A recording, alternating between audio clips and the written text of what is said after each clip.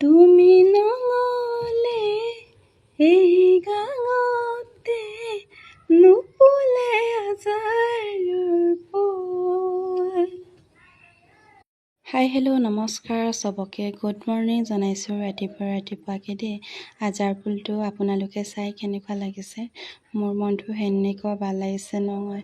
আমাৰ ঘৰৰ আগফালতে আছে, সেইকাৰণে এইটো ৰাতিপুৱা শুই উঠি তাকে চকুত পৰে। মই কেইদিনমানৰ পৰা ভাবি আছিলোঁ ভিডিঅ' এটা বনাই আপোনালোকলৈ দিম বুলি।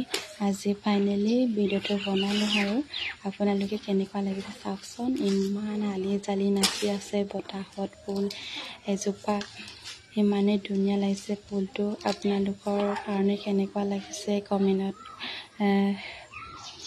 লিখিবলৈ নাপাহৰিবা।